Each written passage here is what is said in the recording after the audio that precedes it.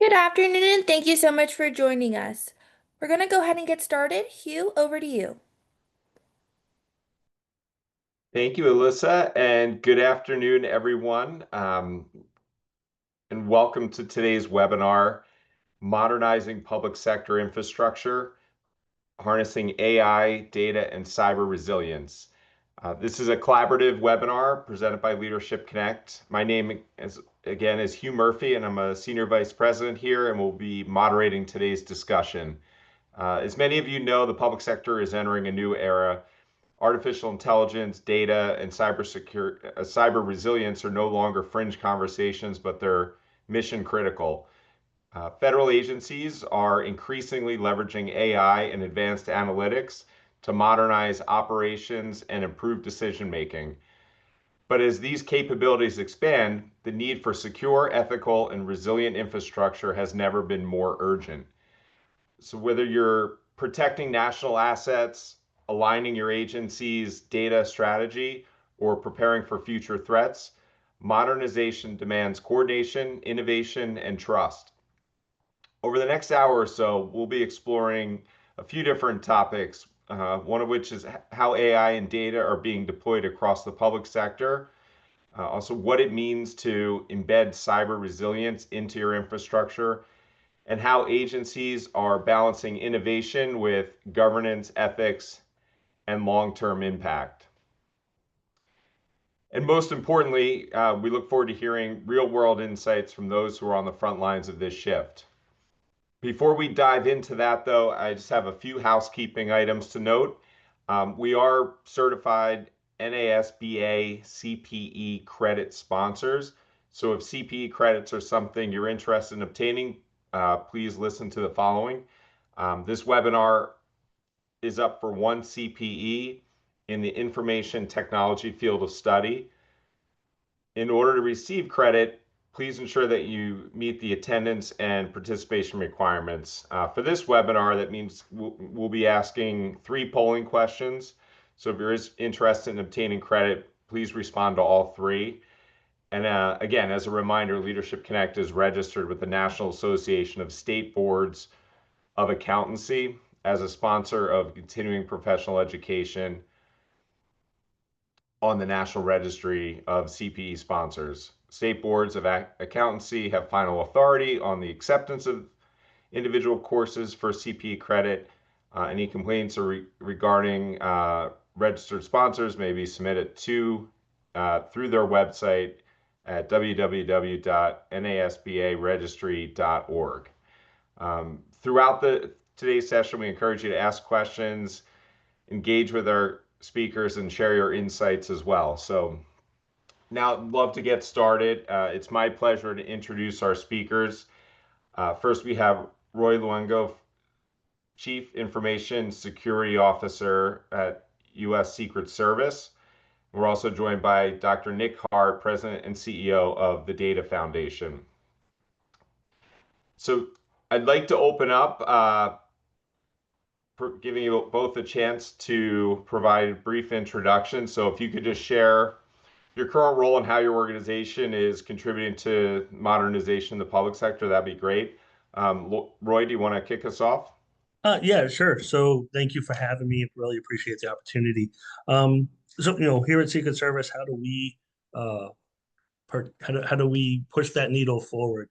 I think some of the things we do because of our mission set is we do take some of the more, I'll say, obscure uh, innovation things, things that may help in our protective mission or in our investigative mission that may not be more mainline. And we provide kind of a test bed to execute and push those innovative things forward. So I think that's one way we contribute compared to other federal agencies, kind of those niche cases that support things like investigative and protective services. Thanks, Roy. Dr. Hart, would you like to give a brief introduction as well? Yeah, absolutely. Well, first of all, pleasure to be here with you all. So thanks to those attending. Thanks to Leadership Connect for hosting. And Roy, I'll just maybe mention I'm up in New York today as part of both Climate Week and it's also UN General Assembly. So for those who aren't aware, there is a proliferation of Secret Service agents here in New York this week. So I'll just also say very much appreciate the work of Secret Service this week in particular. At the Data Foundation, we are champions for open data and evidence-based policymaking. We're a nonprofit based in Washington, D.C. And I mean that very genuinely. We are very big fans and advocates of the work that Secret Service does, including with your former chief data officer, now over at Department of Treasury, and every other single federal agency. We work at the nexus of the government, as well as industry, academia, and the nonprofit community. We very much just believe that public sector data is a public good, and it should be high quality, accessible, and ultimately useful for decision making. And that's not just decision making in government, that's decision making for investors and the American people writ large. This is a very hard endeavor to undertake. And it's because there's constantly changing decision matrices. Inputs for data are constantly changing as the environment is evolving. And it's something I know we're going to talk about over the next hour. But this is why our work is so important here in New York this week. Obviously, it's Climate Week, as I just mentioned, and we're sort of agnostic in policy areas and the work that we do at the Data Foundation. Our core belief is we're going to make decisions. We need good data to do it, and all of the mechanics that are behind that are what we do as an organization. So it's everything from the data standards to some of those really boring discussions around what it means to have good interoperability, and then ultimately the security and safety of that information once we have it. So look forward to diving in on all those things. Great, thanks so much. And for from someone who lives in northern New Jersey, I've been seeing the warnings on the highways and all about the UN General Assembly and Climate Week as well, and just basically stay off the roads because traffic's worse than usual around here. So Yeah, I I'll completely understand. apologize for my service, even though I'm not in New No, York. no. It's amazing work you all do. So absolutely worth staying away from Manhattan for a week or so. No, not a problem on my end at all. And great. I guess maybe just when we think of like modernization, that kind of means a lot of things with with AI, data, Dr. Hart, as you just reiterated, and workforce. Are there any areas like when you think of modernization, and kind of ask both of you this, that feel most urgent or maybe most misunderstood at the moment? Hey, Roy, do you want to Yeah, take that first? I mean that is a broad question because all just the three as well as some others that you mentioned are really really important. But I think of the set is data, and we're not just pitching to Nick, right? This is data underpins everything, right? We're going to have a lot of conversation, I'm sure, about Gen AI. We're going to have another conversation about other things. Even zero trust, when we talk about that from a cybersecurity standpoint, the focus of that is on data. Everything points back to how the data is categorized, how it's quantified. Is it good data? Is it somehow biased? Everything we do in IT comes down to data. And I think it's probably the most important and still the most misunderstood. Uh, People don't really, I think, grasp that. They want their email, they want their collaborative environments like Zoom here, they want whatever it is, or they want good analytics at speed that AI can provide. But understanding that none of those work without the data being correctly understood uh, is really going to be an impediment moving forward. Innovation is going to take advantage of data without a doubt, right? We see that now. Obviously, people didn't even know what Gen AI was 3 years ago, well, outside our circles, right? So it is a boon, but I think data is probably that area that is most misunderstood, and all those work roles and things, workforce development that will come into play around that are going to grow. But I think it comes down to data. Thanks, Roy. Nick, anything else to add there? Well, maybe not a surprise that I basically agree, Roy, with what you're saying. And this is my broken record that you can have a 10x increase in the speed of AI, but that doesn't mean you have a 10x increase in usefulness or utility of the AI function. And I think we sometimes forget that underpinning all AI is data. And just time and time again, we see bad AI platforms built on bad data. But if we have good data as the starting point, it really is foundational for everything that follows. And a lot of people are new to the AI conversations. Well, we've had AI for half a century at this point. When you really get back into the core of the technology and the computing capabilities, So this is not actually as new of a technology as many are sort of who are new to the field are translating it as. We've been doing this for a long time. So foundational to all of this, we must have good data for training sets, but also as the technology and the programming continues to evolve. Cannot stress that enough. Yeah. And if I can just add to that, understanding what that new outputted data is and what it is also going to be fundamental to people's understanding moving forward. Yeah. Yeah, it's great point, Roy. And we're definitely going to talk more data for sure as the session continues. I think right now we're going to pause and put up our first question for the audience and get their feedback. But what's driving your interest in modernization? What area is the biggest driver in your organization today? Some of the obvious choices here, I think, AI and emerging technology, cyber and resilience, workforce development, data, as we just spoke about, or in some cases, maybe you're still just trying to kind of figure things out where you need to pivot and focus. But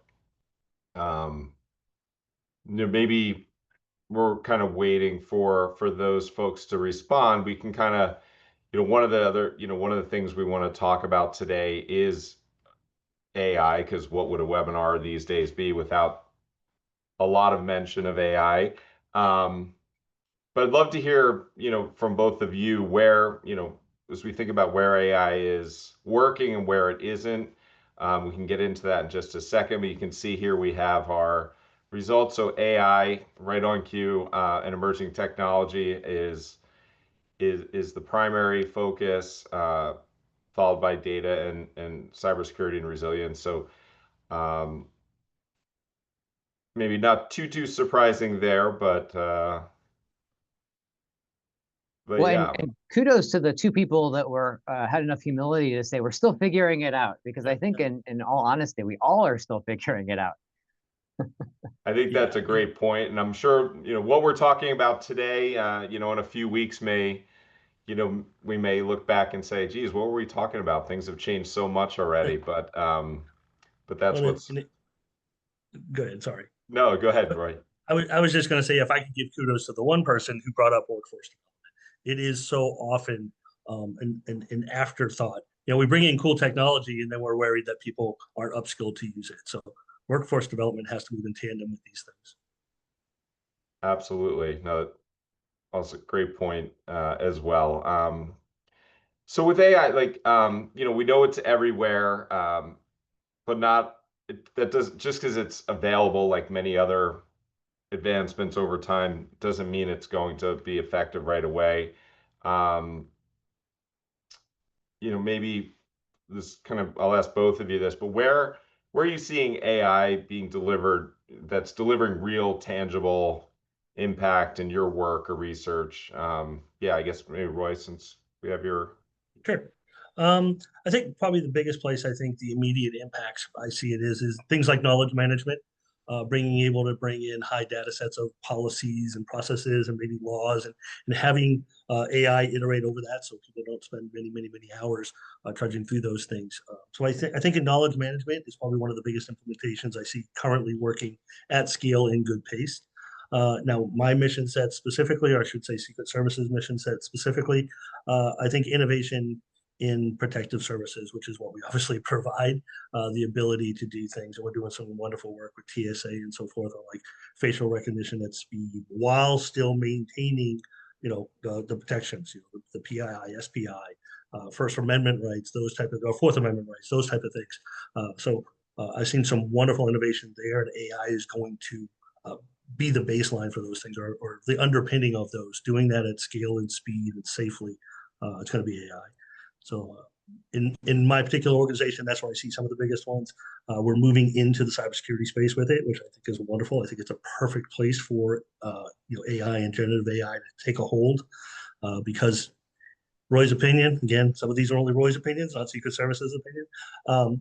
The some of the concerns we have with AI, around biases, hallucinations, and all these things, the data set and the mission focus I'm using with those are much more, I'll say, tolerable of something like that. A false positive or a false negative I can investigate, but that's a lot different than some type of like human-based decision process that a bias could really lend itself to.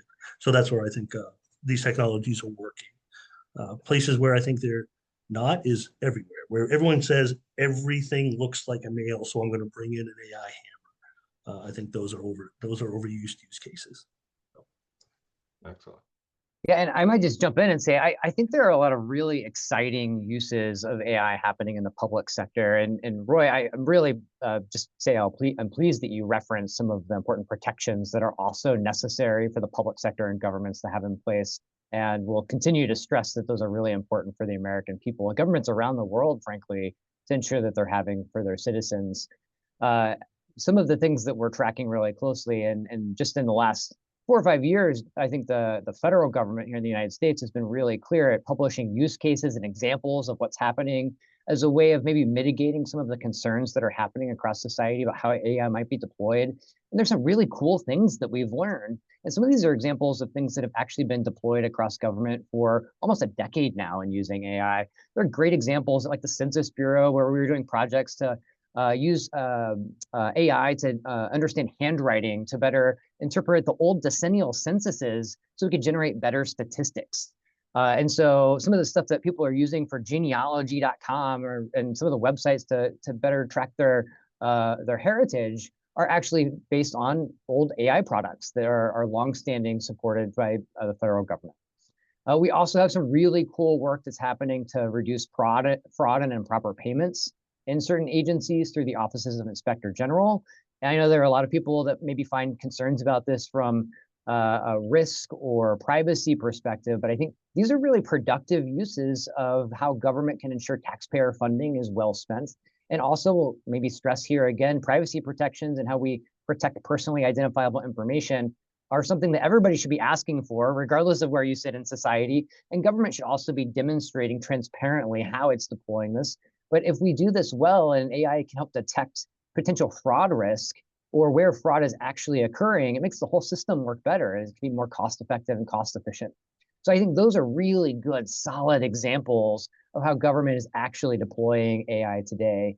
And maybe I'll just back up and say, having the framework to actually deploy those kinds of models and others safely, responsibly, and ethically, and the whole time doing it under the bounds of law is the thing that should be the headline. And this is one of the reasons why having the leadership positions of an AI officer or somebody working with a chief data officer and a privacy officer and those officials that have leadership capacities in government or in the private sector in organizations, I think is so critical. We can't forget at the end of the day, it's not just the technology, there's people behind the scenes. So Roy, you mentioned workforce development. It's not just the doers, there's leaders that have to deploy the system. So Hugh, to your question, I think there's really great examples, but they all have to exist within this ecosystem of the framework.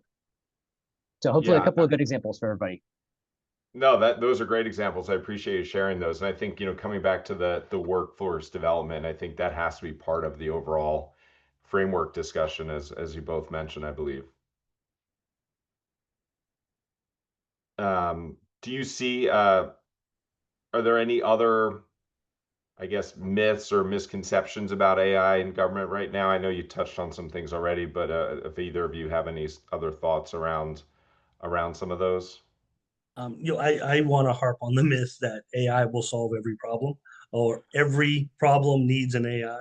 The government went through a lot of data calls on what are the various use cases and stuff. And then when you look at some of the use cases, so like, and again, to Nick's point, we're talking about this now. We're primarily talking Gen AI. AI has been around for the better part of 50 years for sure. But these data calls around the generative stuff, and you get these use cases are like, you have Google for that, or you don't even do that. Why do you need an AI? Why do you need to train your own model to do this? So I think one of the big misconceptions is that AI will fit every puzzle and that it will solve all problems. It's probably the biggest one I see within at least my space. Yeah, I have a couple that I might add in. One that I see a lot is that AI will solve your data governance problems. You may not need data standards, which are your ways of having some common elements of understanding what you might need in place if you're collecting data on the front end. But AI is not a panacea. It's not going to solve all of these things. If you have bad data as a starting point, you can have unstructured data and bad data, and you'll still end up with unstructured data and bad data. It doesn't mean you're going to get better analysis. You might just be able to identify that you have bad analysis better. So I guess this is a way of saying you still need to have good data governance. And another misconception that I see a lot is you can separate these two functions. I don't see that you can ever separate data and AI. In fact, like back to the core of AI's inception, it's a lot of logit models or logistic regression models running behind the scenes for those of us that are statistical nerds. It is inherently a data function. So we can have separate leaders that work together, but they must work together. They must collaborate. And for those who are in government or in large institutions outside of government, we know collaboration is also really hard. It's expensive in terms of time and burden to do. Sometimes it might make sense for it to be the same person, and that's okay. But figuring out what makes the most sense in any organizational structure is kind of the key thing. But what you can't do is totally separate the two things. And I think that's been a misconception, particularly in the federal government, where we actually created separate CDO and AI roles. And sometimes they've been set up so they don't talk to each other. And I think that's been a flaw for certain agencies and parts of institutions. So that's one of the things that we do kind of need to fix. And I will absolutely agree that sometimes these roles are set up very disparate from each other, totally separate orgs, totally separate, we'll call them floor plans, different levels of in the organization, to where that partnership can definitely be one-sided, and that doesn't work. So absolutely agree with what Nick just said about those roles and other roles like it. I like that different floors analogy. I'm going to use that. Yeah, no, All that's a yours, good one. copyrighted though. Yeah, Oh, it's okay. copyrighted. No, it is. It's such a great point, though, that collaboration is key, and having those disparate functions, sometimes I could see causing a lot of maybe challenges for both sides. So I guess we'll ask our second question here. Where is your organization on its AI journey for the audience to? I know sort of on the last ones, there's a couple of you who are still figuring it out, but and again, I think to Roy's point, when we talk AI in terms of today, we're certainly talking Gen AI in all aspects, but are you actually using AI in production, or just starting to experiment and pilot, or kind of exploring options? Uh, Not currently planning to use AI, I think is probably few and far between at this stage. I think it's almost a necessity, but there could be a few, and we're just not quite sure where we're at, as we mentioned in the last one. Look forward to seeing some of these responses here. And I think as we kind of wait for those responses, I think I'd like to kind of shift gears a little bit, and not totally shifting gears, but talk a little bit more about cybersecurity, and resilience. But before we jump into that, let's see what everyone thought here. So nobody is everybody is planning some level of AI use for sure. Um, I think experimenting and piloting seems to be the leader, and there's some actively leveraging Gen AI in production, which is great, and I'm sure as we said, that'll continue to evolve. But any comments on these results from the two of you? Go ahead, Nick.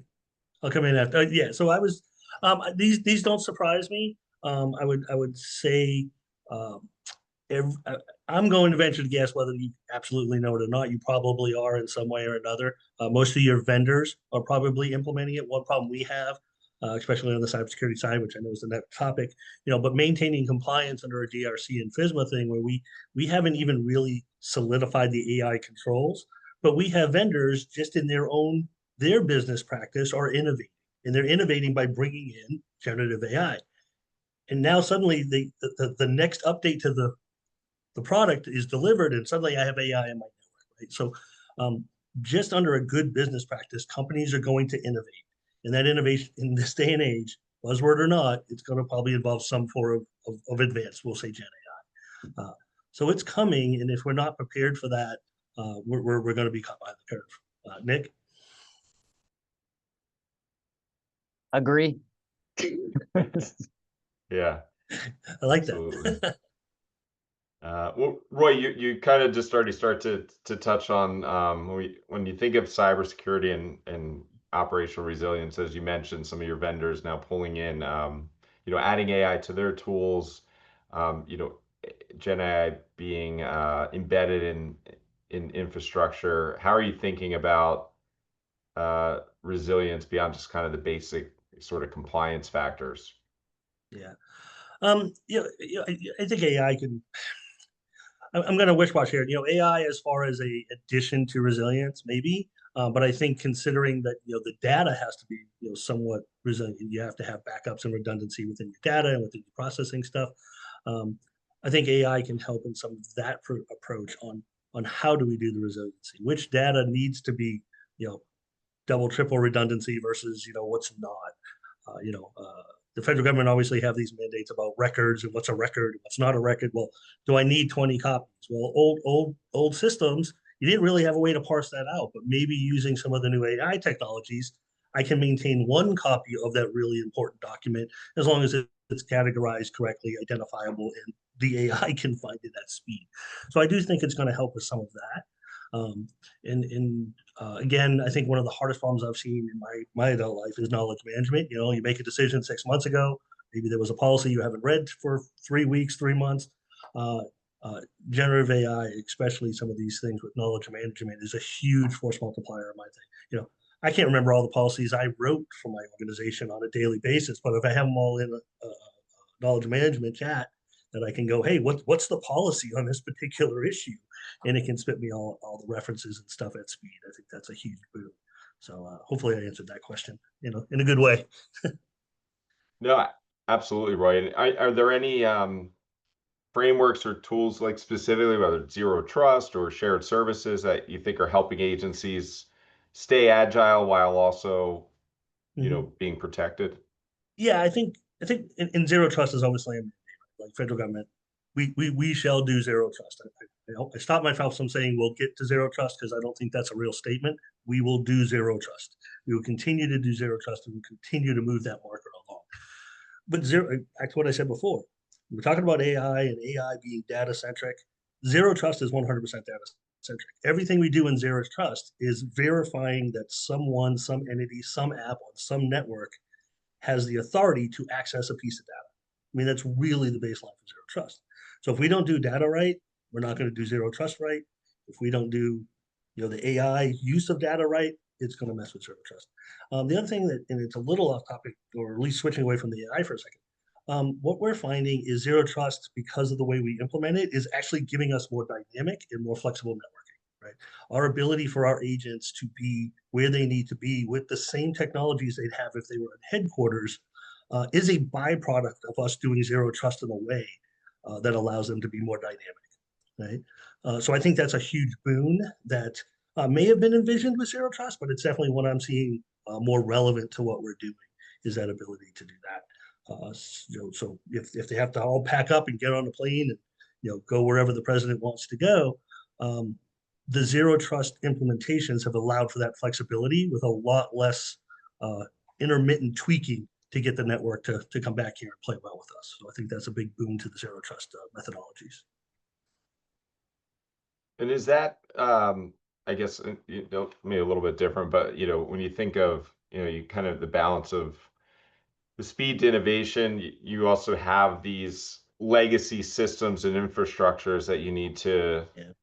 to be cognizant of. How do you balance that?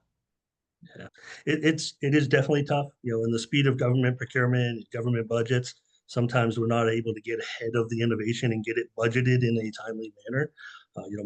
Most people's budget cycles in federal government are 3, if not 5 years out. So, saying I want a new technology next year, well, that wasn't budgeted for. So working on that type of stuff. When it comes to legacy systems, we obviously want to modernize where we can. We want to have a strategy to always modernize, and we have the things like life cycle refreshes and things that get built in, as long as money doesn't disappear, get scraped, some other project comes up. um, but it's a challenge, and then we truly have my time in DoD prior to here, but we have some too. You have these programs of record that aren't just rapid modernization. Some of these things are decade or 2 decade long programs of record. We talk about large aircraft carriers and things like that. Those don't move rapidly, right? So you have to do incremental, in progress revisions to update and modernize those things. And sometimes you are left with legacy systems that, unfortunately, the last option is to bolt on some type of security on the front end or the back end of it, right? If you can't update the system, whether it's a hardware or software requirement that can't be updated, then you have to take, unfortunately, the next step and bolt security on, up front, before you get to that system. And we definitely have that. I think every probably major government organization will probably have some type of that. Some businesses too. I mean, it's the same thing when you look at OT in a major manufacturing company or something like that. They just can't move those out, or any critical infrastructure, long haul power or something like that. You just can't pull those things out and replace them. You end up having to front load security on the front side of that. And that's just a true principle of technology, in my opinion. Nick? Absolutely. Yeah, Nick, anything you'd like to add on the cybersecurity operational resilience front here? Well, so I'm very happy to say that we don't work much on cybersecurity in the work of the Data Foundation, because we're happy to defer it to all the great experts that work on cybersecurity. But particularly in recent years, this nexus and zero trust came up. I don't know how many times, Roy, you mentioned the phrase. If zero trust protocols and implementation isn't taken seriously or implemented well, it has huge implications for so many other things that we're undertaking. And this is just like back to the point that I made earlier about how important the collaboration between different officials, departments, or, as Roy mentioned, the floors of institutions really is. If the chief information officers aren't collaborating with the chief data officers effectively, or one hand doesn't know what the other hand is doing, it just has a cascade effect across the ecosystem when we're talking about data protections for the American people. And particularly during major periods of change in institutions, and I mean this in both the public and the private sector, that can have huge consequences. So for those who are listening and you're thinking about deploying AI systems or new data governance protocols, or even just a new data system, this is why collaboration is important, because we want to protect these data, not just today, but in the long term. And the world is rapidly changing. The threats that are imposed on these data are rapidly changing. And sometimes we can't even predict what those threats are going to be. So making sure that our leaders who are guarding the data is just so important that they are coordinated. And I just, like double down on that point, particularly in the national security context. Yeah, no, thanks, Nick. And I think, yeah, kind of to expand on that, when we think of data, you mentioned data governance. You kind of shared a few things already, but what other, real steps can organizations take to, I guess, one, maybe sort of break down data silos across departments? You mentioned collaboration. Are there some steps they could take to kind of break down those silos, whether it's across other agencies or at least within their own agency in different departments? Oh, there's tons of stuff here. This is not, there's like a playbook for this. So, I maybe just stress for the audience that this not necessarily familiar with this, and no judgment if you're not, but we've written, I don't know how many laws nationally and across states to help solve some of these issues and encourage and incentivize breaking down silos. But in so many ways, you can't mandate breaking down, you can't mandate changing cultures, you can't mandate always breaking down the silos, even though that's what we aspire to do. Back in 2019, then President Trump in the first term signed a law called the Foundations for Evidence-Based Policymaking Act, or the Open Government Data Act was a subset of that. Had some really powerful data governance mandates and requirements that apply to every single federal agency, including national security agencies, around some requirements for metadata, data standards, data cataloging. And the intent was that people would know in different parts of agencies what data you actually had, so it would ensure you weren't duplicating and imposing new burdens on the American people or businesses and collecting the same things more than once if you already had it.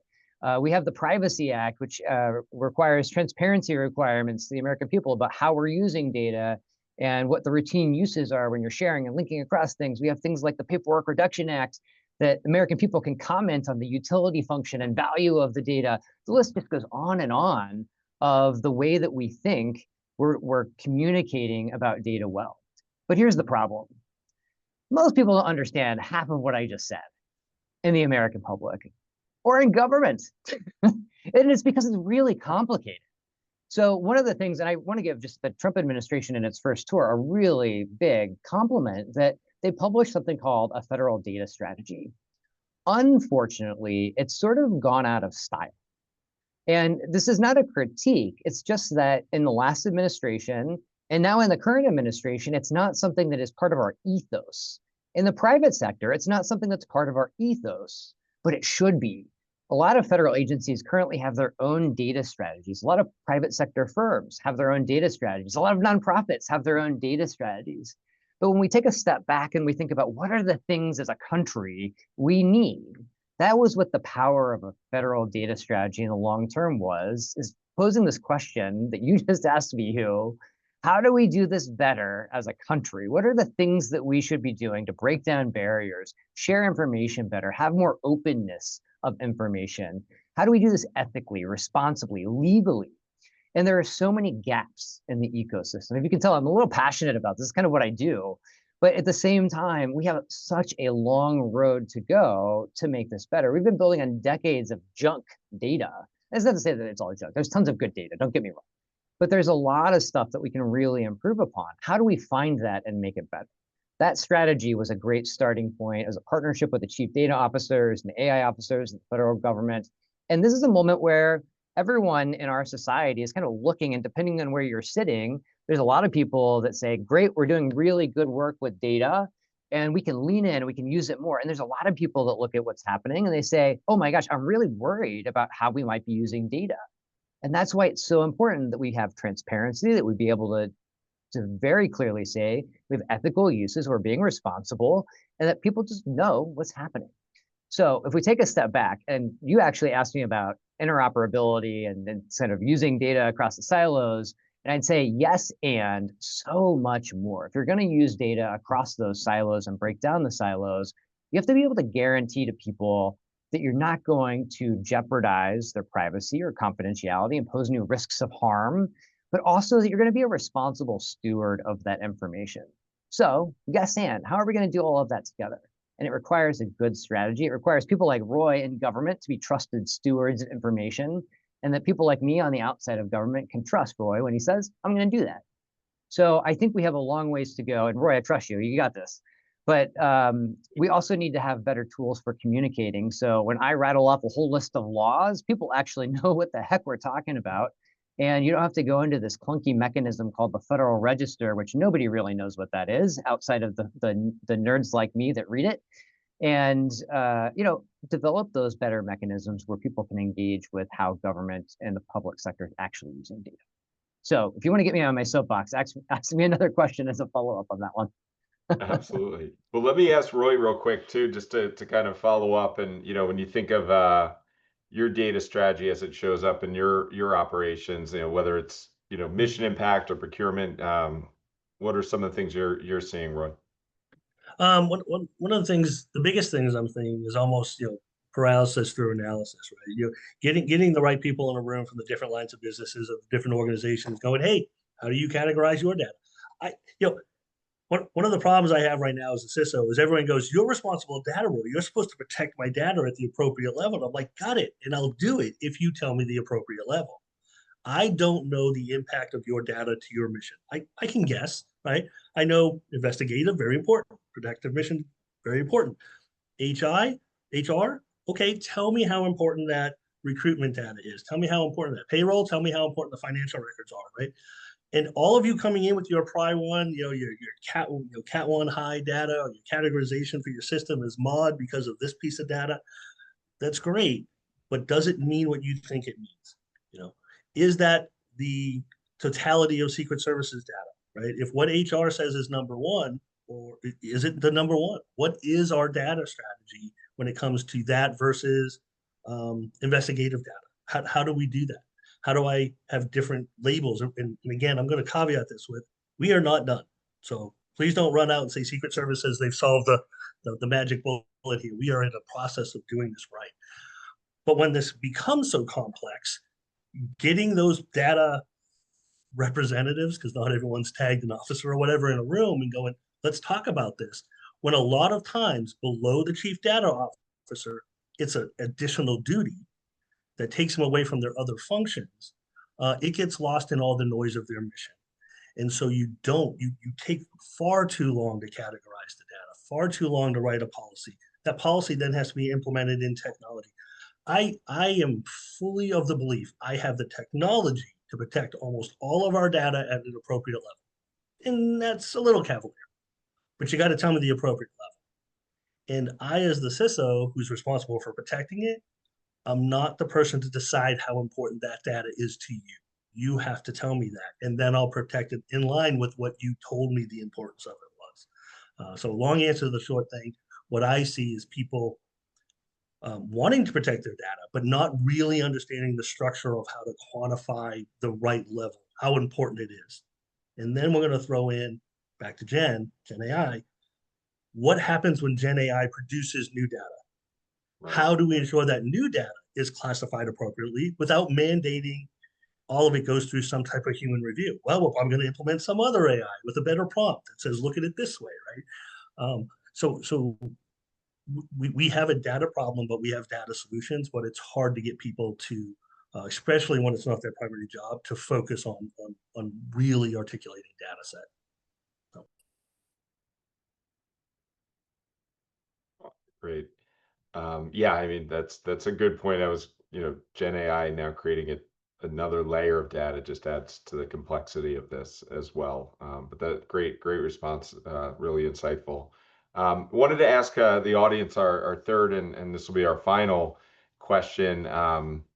What's the biggest barrier to modernizing in your experience? Is it, budget and funding limitations, procurement challenges, leadership buy-in, workforce or skills gaps, going back to that, workforce development conversation, or as we just discussed, data silos or legacy system issues? And as we're waiting for some responses to come in, I think where we want to maybe touch on a little more, it's come up a couple of times so far this afternoon, in just terms of collaboration. But yeah, definitely want to hear more from both of you on, maybe even looking at collaboration, not just within government, but beyond, looking at how government collaborates with industry, with academia, nonprofits, obviously, an organization like the Data Foundation, for example. But let's see here real quick before we get into that, we can see what the response are. So yeah, again, not completely surprising, budget and funding limitations leads the way, and workforce and skills gaps, are an important factor as well. Yeah, and if I can just comment on that, it is Please. amazing that it's identified, right? Everyone on the call who voted, people identified that workforce and skill gap as a concern. But on the previous, only kind of one person said that there was kind of an effort to get after that. Not this particular webinar conference, but workforce development is so important to everything you do. And to my heart, in IT, OT, any of the technical fields, workforce development is a never-ending battle. But that's my soapbox. I won't go as long. I won't jump on like Nick's soapbox, but that's my soapbox. Workforce development is the basis of everything. You can automate things out, but you're still going to need workforce to run the new technology. Yeah, Roy, I appreciate it. When I get on my soapbox, I can sometimes stay there for a little bit. So, well, me too. I will say just on the results that there's a lot of people that say budget and funding, and so I was at the White House Office of Management and Budget for a long time, and yeah, I'm going to push back a little bit on this because that was also my job when I was at OMB. But one of the things in my own research around capacity for these kinds of data ecosystems and AI deployment is just an observation that we have, which is it's often not the first level indicator that funding is the issue. Many times you have to start with the leader, the champion of the initiative, which is a way of articulating the value proposition and the why. And if you have that champion in place, sometimes it's kind of magical how the funding materializes. So if your CEO really cares about something, wow, there's the money. Or if the cabinet secretary in a public sector agency really cares and wants something to happen, it's a miracle. The funding somehow just falls off the tree. So I guess I would push back a little bit on everybody to really unpack that. What is the basis of the funding problem? And I realize I'm saying this as like the imminent potential government shutdown coming around the pike, and maybe depending on where you sit and where you're answering that question from, funding could legitimately be a very real challenge. So I'm going to put a magic asterisk at the end of my comment. There you go. Well, no, it's a great point. So, one of the essentially what you're saying, one of the options was, leadership buy-in, and I think what you're saying is if you get that leadership buy-in, then maybe the funding may not be as a big a hurdle to overcome if you have that leadership buy-in in the first place. That's right. Well, That's right. Absolutely. And I'll add to that. Part of that is the story, telling the story, right? And every organization has this, especially cybersecurity. Nothing but a cost center unless you're selling cybersecurity.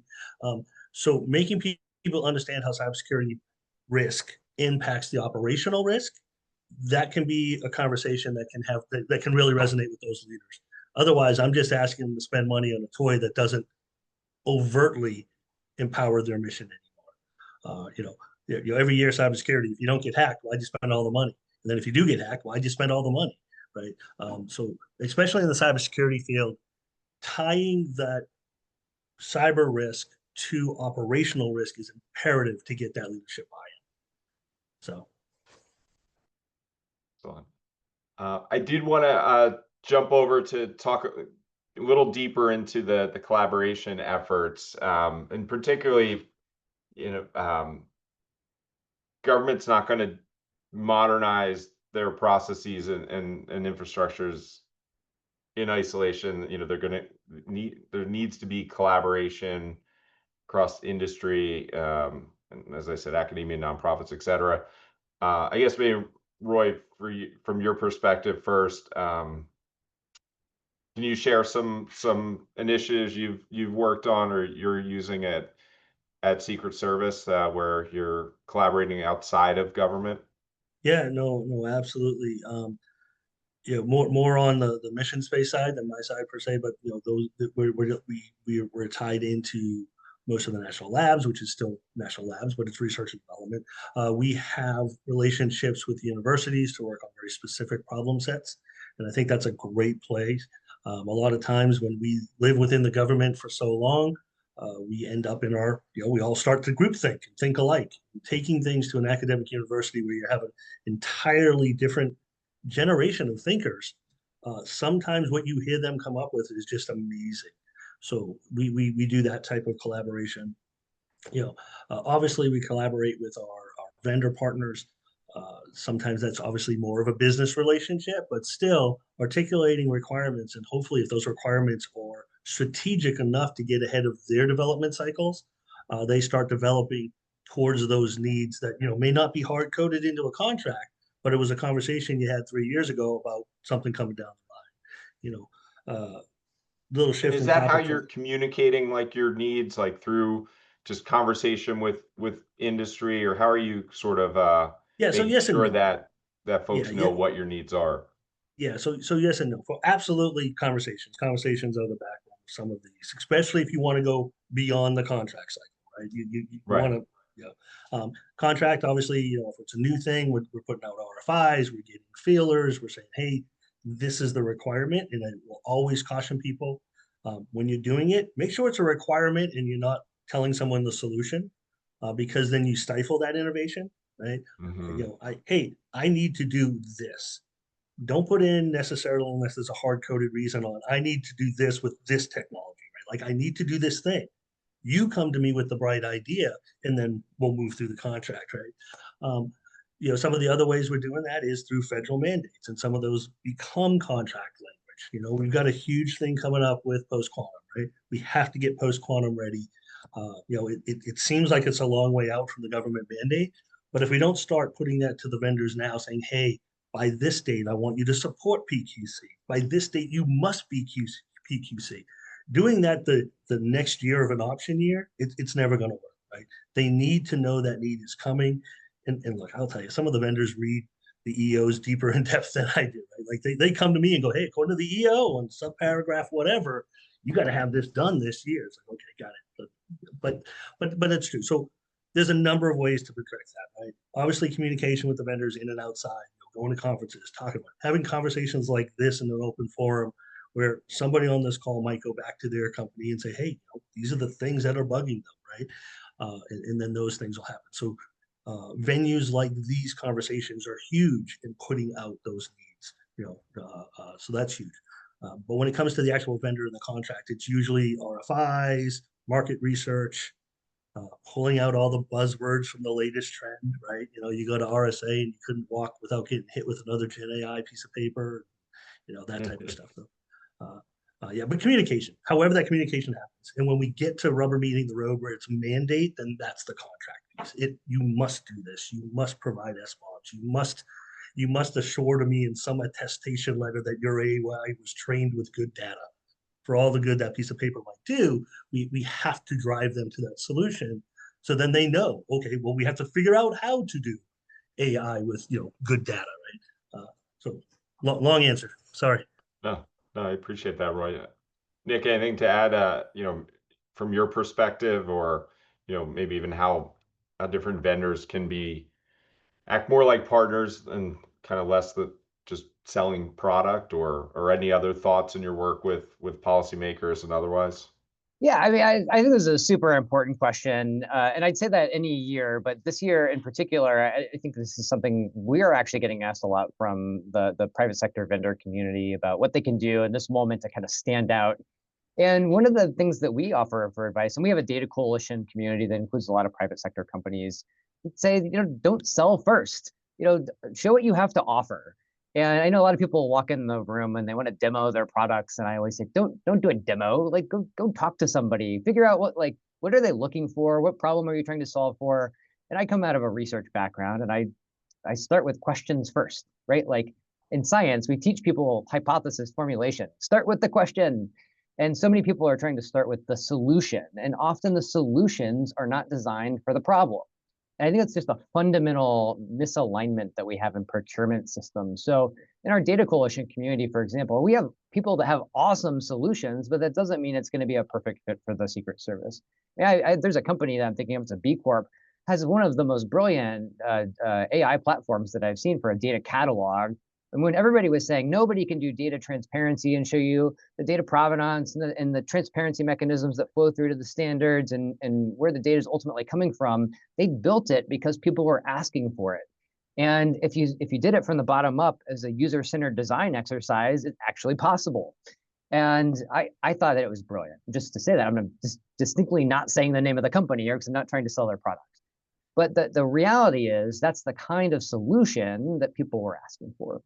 Another kind of just vehicle that I'm thinking about is there are lots of things where people are really just trying to do knowledge transfer out there in the sector. So just as an example, in the data foundation world, we have a series of people who are fellows. They're experts, they're thought leaders. They're legitimately not trying to sell anything. They're just trying to advance the field. And this is not necessarily like purely academic. This is more applied, though some universities have centers like this too. I think this is a huge asset to folks, particularly in the public sector right now, that are just trying to learn. So just as an example, last night, actually in Washington, D.C., we hosted an event. I called it Make AI Fun. And we had groups of former CDOs out of the federal government. Taka Ariga, who used to be the CDO at the Government Accountability Office, he broke out his cello and was demonstrating how to align music creation and some philosophical and ethical components of AI in real time. And it was really remarkable to watch both vendors and current folks in government approach him to have really in-depth conversations about AI in practice. And we had a conversation later to say, like, all the policy conversations were in need to have more of this. Ted Kauk, who he was the first chair of the Federal Chief Data Officers Council. He had a exercise where he was creating 30 new AI applications in 30 days in partnership with the current Securities and Exchange Commission CDO. And he was demoing all of them just for people to go play with. And the reality is, like, this is the kind of stuff government itself can actually do.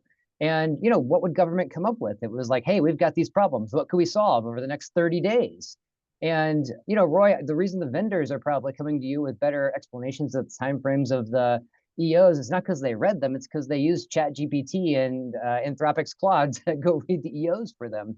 So I'd say this is one of the moments where we have a lot of opportunity, and that's the thing that I would highlight, Hugh, is I think the creativity is really aligned, and if we're willing to be innovative but also put up the right guardrails, I find it to just be a remarkably exciting moment. But the key is, I think the vendors rightfully need to understand it's not sell first.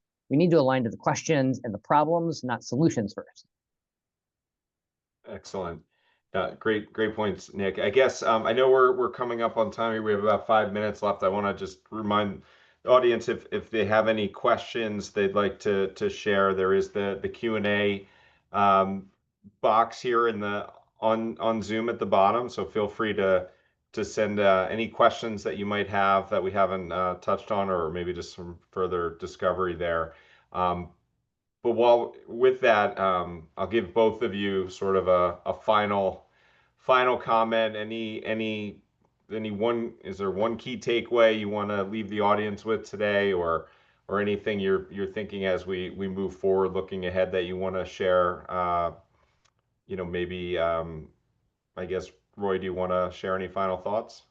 Yeah, and this may seem a little misplaced. I'm going back to my old world, cybersecurity, and offensive personnel. If we don't learn to adapt or innovate with an AI, we're going to be behind the curve. Our adversaries, whether it's a nation state, uh, organized crime, or even script kiddies, they will use this technology. Every time we have kind of a disruptive technology, especially within an IT space, it lowers the bar to entry for adversaries. What a script kiddie can do today with generative AI is far more powerful than what a script kiddie could have done with like Metasploit 4 years ago. Uh, we need to do it, and we need to do it smartly. But if we refuse to innovate and use these technologies, they will be used against us because the risk appetite of the adversary is a lot different than our risk appetite when it comes to how these things could impact our infrastructure. It's a little doom and gloom. I don't want to leave it on there. I think there's great things on the horizon. Uh, I think agenics are a wonderful thing. I think if we're ever going to have Terminator, though, it's probably going to come out of agenics, right?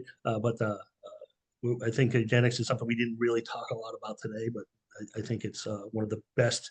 It may be more a byproduct of Gen AI, but I think agenics is probably more of the disruptive technology than the Gen AI, by itself. All right. That's my ending phrase there. Keep an eye on agenics. Yeah, Excellent. that's great. Hugh, the thing that I would add is just that we can't invest in good AI future production in the United States without having good data. So we must invest in higher quality data at the same time. And I would just also double down on everything Roy said. Very much agree. Awesome. Do have one or two quick questions here. Maybe do either of you in your organizations, what external AI tools are you using? ChatGPT or your own sandbox AIs? Anyone want to take that one? So I'll tell you, within DHS, they developed their own called DHS Chat. It is kind of our go-to. We have a couple of other ones within Secret Service that we're using from a more, again, knowledge management standpoint. Those are probably the most available, and those are baselined off like OpenAI and things like that. We have other more niche cases that are different between LLMs and small language models. Those really aren't, I don't think, what the question's about. So yeah, most of the big ones, the chat AIs, we're moving into things like uh, the work production, the workforce production things, the Microsoft 365s and those Yeah. type of things. Productivity, that was the word I could not find. I apologize. Those type of things are where we're probably going to invest more in those open market type AIs. In our world, we have a ton of tools that we use at this point that comply with our AI policy that we put out as we were an early adopter in the nonprofit sector. Predominantly from a kind of LLM standpoint, we use Anthropic's Claude and OpenAI's ChatGPT. Excellent. Well, I know we're right at time here. I want to thank everyone and be respectful of your time. But Nick and Roy, thank you so much. It's been a great conversation this past hour, and I hope everyone here that logged in has some good takeaways from there. And thank you all to our audience for joining us today. And I hope you all have a great rest of your Thursday. Thank you. Thanks, everyone. Thank you. Thanks for the invite. Thank you. Bye-bye.